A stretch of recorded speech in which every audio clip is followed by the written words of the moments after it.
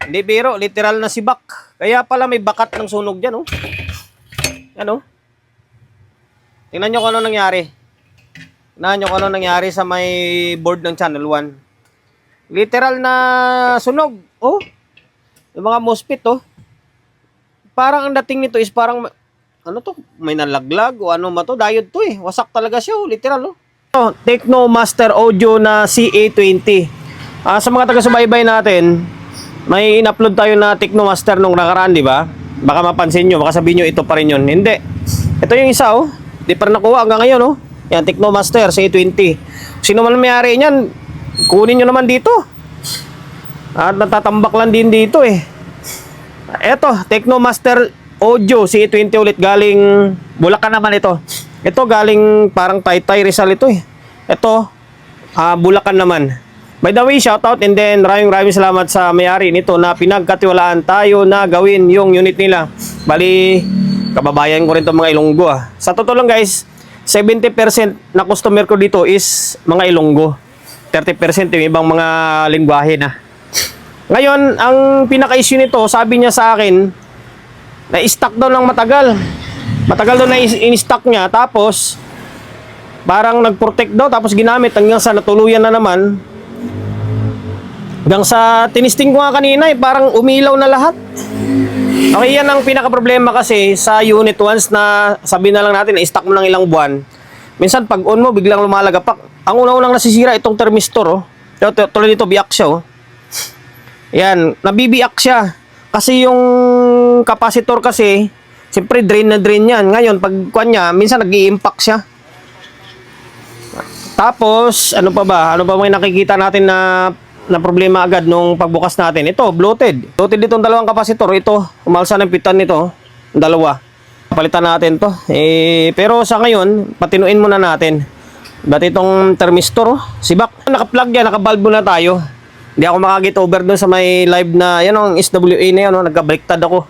Kato 20 pala. Ngayon, natin.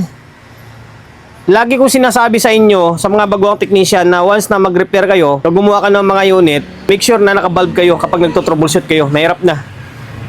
Okay, natin to, tingnan natin. Ang mapapansin nyo, umilaw na lahat, oh. Umilaw lahat. Ang valve natin, oh. Umilaw na lahat. Di ako nagkabit dito kasi isang piraso lang yung valve kasi dyan. Medyo mahina yan. Doon tayo nakakabit sa kabilang pwesto. Sa dalawa yung valve. Wala talaga, mayroon talagang problema. Dalawang channel. Nakailaw lahat. Ngayon, ano pa ba gagawin natin dito? Paras din naman yung halos same sila ng issue or isa lang yung problema niya. Ngayon kalasin natin, tapos isa sa request dito is i-fix bias na naman. Okay, sige. Ngayon kalasin ko yung board, ah. Tinanggal ko yung dalawang board. Hindi biro, literal na sibak. Kaya pala may bakat ng sunog dyan, oh. Yan, oh. Tingnan nyo kung ano nangyari. Tingnan nyo kung ano nangyari sa may board ng channel 1. Literal na sunog, oh. Yung mga MOSFET, oh. Parang ang dating nito is parang, ano to, may nalaglag o ano ba to, diode to, eh. Wasak talaga siya, oh. Literal, oh.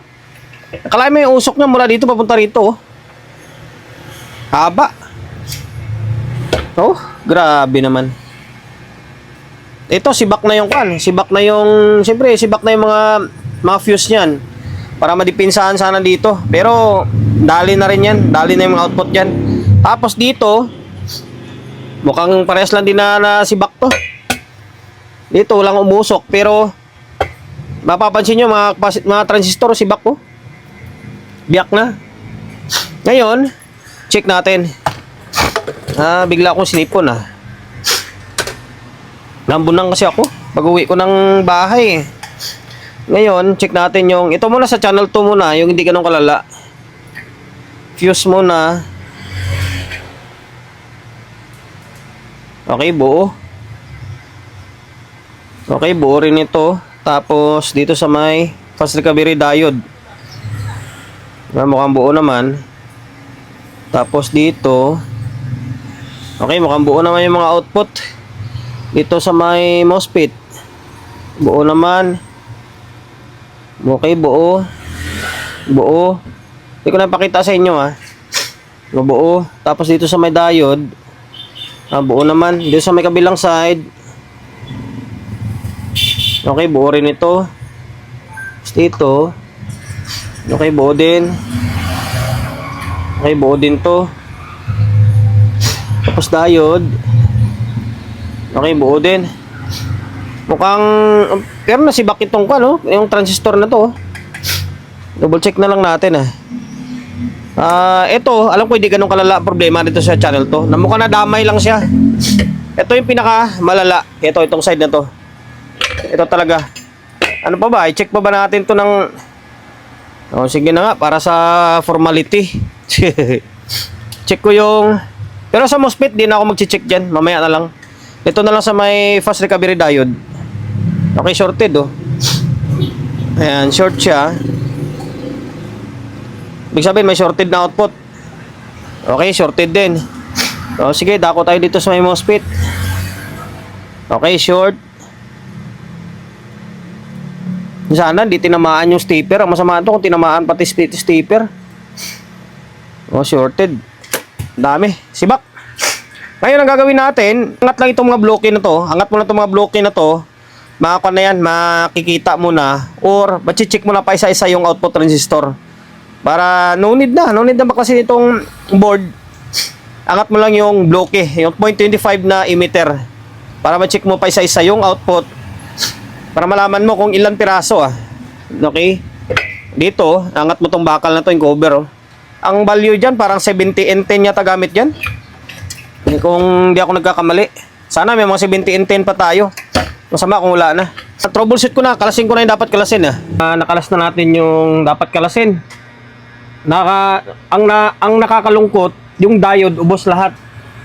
Kabilaan pala yung nagkasunog Ito naglagay na nga ako ng naglagay ako ng magnetic wire. Ininang natin kasi lumiyab yung linya. Dito, tapos dito, literal na lumiyab talaga siya. Ayan, tapos yung diode ubos. Ito, ano ba yung iba nagkaganda laglag. Buti yung diode may pamalit ako. Ito.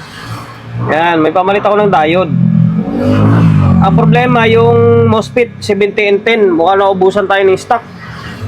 Okay, ito yung pamalit natin kung sakali Sa apat na to. Yan, 30-60 yan. 30 ampere na 600 volts. Tapos itong 70 and 10, ubos lahat. Ubos lahat. May natira, dalawa. Itong dalawa, tinabi ko, goods ito. Tapos yung output transistor, isang pares ang nadali. Ito, nilagyan ko ng ikis Ito, tsaka ito. Halos magkatapat pala sila. Yan. Ngayon, pakita ko sa inyo. Yung MOSFET, hindi ko na i-check yan. Kung ko pabain lang natin, oras natin dyan. Basta, hindi naman tayo nagsisinungaling Dalawa yung nadali. Dalawa pala natira sa may MOSFET. Tapos, 6 yung nadali. Ito. Ayan, shorted Tapos itong isa Ayan, short ito. The rest dyan, buo naman Ngayon, kalasing ko itong output na sira. Tapos, bibili muna ako ng MOSFET na pamalit natin. Ito, resistor ito, sunog din sunog din. Yun lang. Tapos yung diode, palitan natin. Ito, nakompleto ko na. Dumating na yung in-order natin. Baya lalamove na lang. Pati nga yung capacitor, andito na. Kulay gold Yan, 100 volts na 22,000 yan. Ngayon, kompleto na yung MOSFET. Yan, kompleto na rin yung diode. Ang tanong nito kung gagana. Sana tama yung pagkadugtong ko. Kasi may mga lumiyab nga. And then sana wala nang kulang. Tapos dito, resistor ito na sunog na palitan na natin. Sana hindi tinamaan itong yung MOSFET, yung stepper. Yan ako kinakabahan. Puro SMD pa naman yan. Ngayon, tapos ito napalitan ko na to, 551. Tapos na-check ko naman na dito, parang wala namang problema. Sana. Ngayon balik ko to, tapos testing natin. Yung output pala nasira, natanggal ko na. Dito, tapos andito. Okay? Tapos yung fuse, pinalitan na natin. Check ko pala muna, kalimutan ko. Grabe yung lala ng ito. Ng unit na to. Okay, parang goods naman Eto. Okay, mukhang pwede na. Okay, salang natin. Subukan natin kung anong mangyari. Ito, ibabalik ko na sana yung board kaso naalala ko, sabi ko baka magsayang ako ng MOSFET. Kasi duda talaga ako sa stepper eh. Ngayon kinukumpara ko sa kabila na mukhang may problema nga. Kasi dapat ito sobrang taas ng reading dito. Sobrang taas dito. Oh. Halos shorted yan, bago yan eh. Tapos dito dapat ganyan lang siya dapat oh. Same din ito.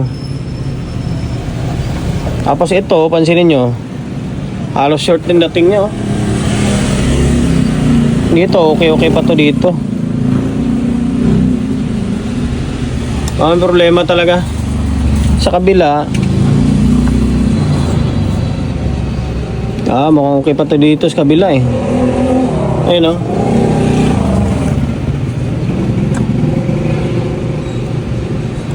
Dito talaga mukhang may tinamaan sa stepper siguro, or baka mali lang yung tapping ko. Although check ko muna yung stepper nya, duda ako eh.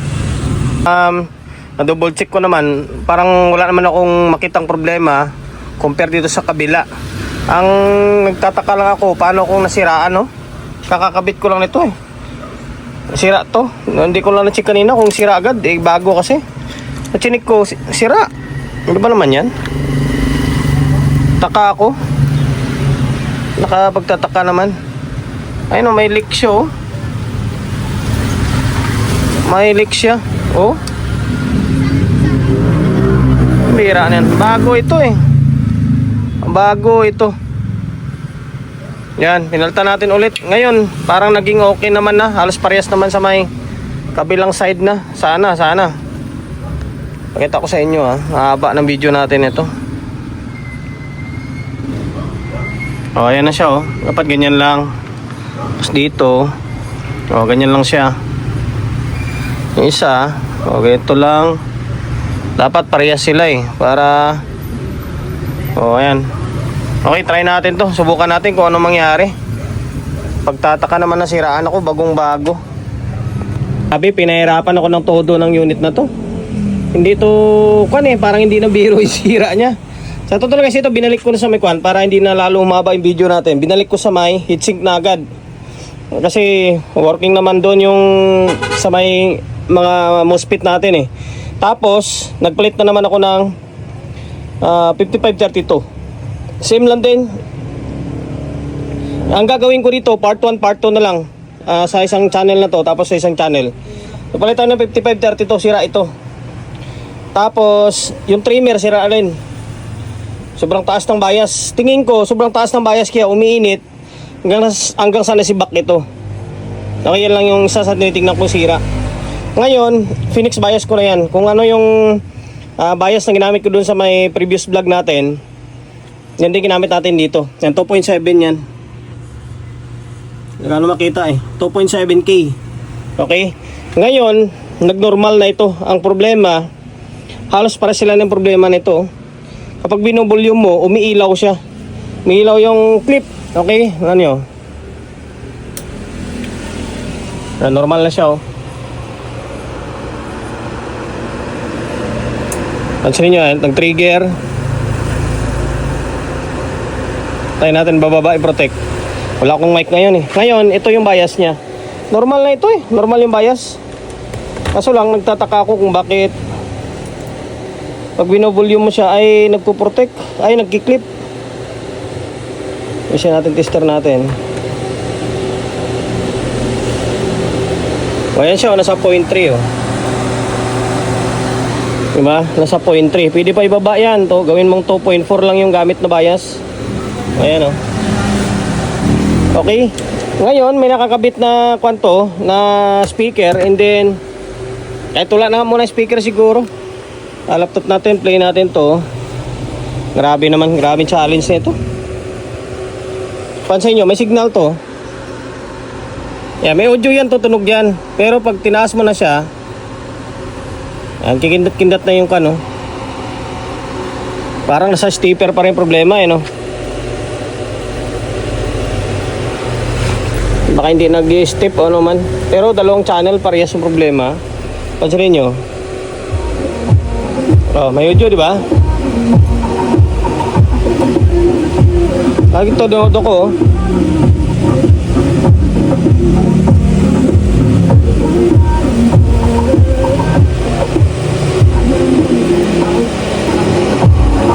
Tapos parang wala silang lakas. Same lang din ang problema nito sa may kabila. Ganun din ito. Kapag i-off mo siya, yung tutulog na tugtog, parang gumaganon siya, oh. Hindi ko try ko silipin ulit, basta nasa relay section ng problema nito.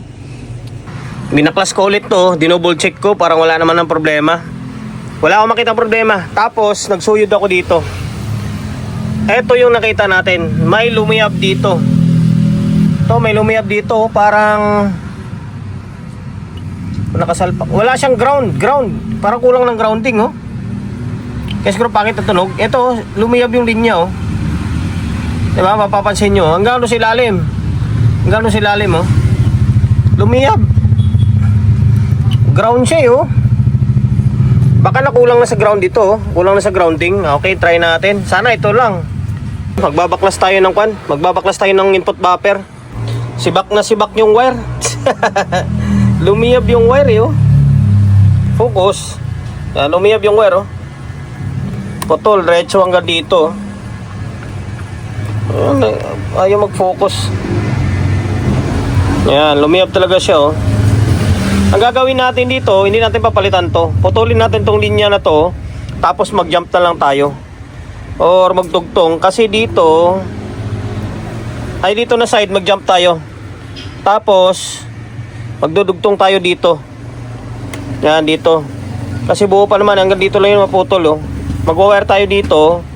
Tapos dito, try ko kung kaya ko isagad na mag-jump dito. Mag-jump tayo. Diskartehan ko. Ginawa lang natin ng paraan. Pinutol natin yung magkabilaang, ayaw mag-focus, eh. Magkabilaang dulo. Yan siya, oh. Sinugtong natin, nalagyan natin sa kabul tube. Kulay itim na yung wire, oh. Yan, ngayon nadugtong na yan. Parang ground to, eh. Kaya siguro sumisinok kapag i-off mo, hindi pangit yung tunog niya. Sana ito lang yung problema niya. Ngayon ibalik ko to, tapos testing natin ulit. Tinisting ko, papakamot tayo ng ulo natin ito. Ganun pa rin, eh. Nagkiklip pa rin, tapos kapag i-off mo, sumisinok. Tapos meron na naman akong makitang ko dito. Akala ko sa wire lang. Parang sira na yung mga regulator niya. Ang taas ng supply. Ibis na 15-15, nagiging parang 24 volts na. Tingnan nyo. Grabe namang problema ng unit na to. May sakto to, kung magkakalas din naman ako ng transformer, ng board ng ito, sabay na, palit ng kapasitor. Ito.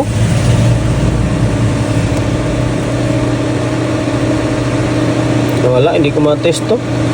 Hindi makapasok yung test prod natin. Basta sablay. Meron pa rin siya. Tapos tumaas yung voltahe. Kalasin ko na lang muna ito. Grabe naman paghihirap natin dito. Kinalas na natin yung board ng power supply. Confirm, sira yung isa rito. 122 or 127. Type 122, 127 ang gamit dito, ha. Ngayon, gagawin ko, palitan ko na parehas. Although, isa lang yung sira dito, eh.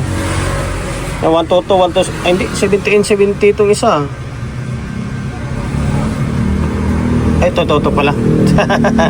Kamali ako. Ayan. Tapos palitan ko na ng buo to. Ito, palitan na natin to. Ito yung pamalit natin, no. Ayan, bago yan. 122 tsaka 127. Ngayon, ito yung board, oh. Tapos meron ako nakita pang mga nasira dito. Or lumiyab. May mga resistor na yan, no. Ayan, resistor, sira, or sunog. Ngayon, double check ko yan. Tapos, palitan na rin natin yung Bluetooth na kapasitor. May pamalit naman na tayo, eh. Ito, 122. Para isang galawan lang. Grabe, no? Yung dalawa natanggal ko na. Yung isa kalog na talaga, oh. Tapos itong isa, akala mo walang laman, sobrang gaan. Natuyot na siguro. Itong pamalit natin, bigat nito, oh. Yan, Broadway, oh. 122,000 na papalit natin. Paras lang naman sila katangkad, oh. Ito 80 lang ito, eh. Yan. Paras lang ng kulay, no. Alam mo, isang factory lang to. Iba lang yung pinangalan. Pares sila 4-pin. And then, the rest dito, hindi pa naman siya bloated. Flat pa naman sila. Kaso parang tuyot na rin eh, no? Nalog ko, parang wala naman ako naramdaman na makalog. Okay, papalit ko to. Tapos, itong mga tip natin, na ibalik ko na. Okay? Naibalik na natin. And then, pahabol ko pala kanina. Sira pa itong, ano? Itong Zener diode na 4744, 15 volts ito eh. Ito yung nagre-regulate sa may supply. Ayan, tapos, itong resistor to, 0.2 naman ito. Ito, 0.2K. Ayan, naibalik na natin to. Ngayon, sinukatan ko, nagiging kumpleto na siya. Nagiging 15-15 na. Negative 15, positive 15 na siya. Okay? Ngayon, ito magiging kalabasan niya siyempre. Sana magiging okay na siya. Tingin ko okay na to. Yun lang talaga yung dahilan, tingin ko. Kaya, mapangit yung tunog niya eh. Grabe, challenge ng unit na to. Nakaprotect pa. Ay, nag-normal na siya. Ngayon, laptop natin gumagana. Kung sakali, part 1, part 2 na lang natin itong isang board. Ngayon, kung nakaraan to, kanto ano tawag nito, nagki-clip siya. And then, lumalagatok pag i-off mo siya. Ngayon, yun oh. Oh, naka-full na yan. Naka-operate tayo, tapos off natin. Wala nang marinig na lagabog. Kwan lang yung voltahe, siguro kinulang ng supply doon. Maaring yung isa kasi mataas eh, nasa positive 47, basta mataas yung isa. Ngayon, on natin ulit. Ayun oh, nadali din natin. Ito yung side na kwan yung lumiyab Ito yung side na lumiyab. Isa lang tinitingnan ko rito.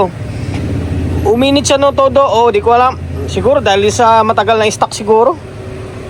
Grabe yung paghirap ko. Pangalawang araw ko ngayon take note. And then ito guys napalitan na natin yung capacitor. Ayan siya Okay. Ulit.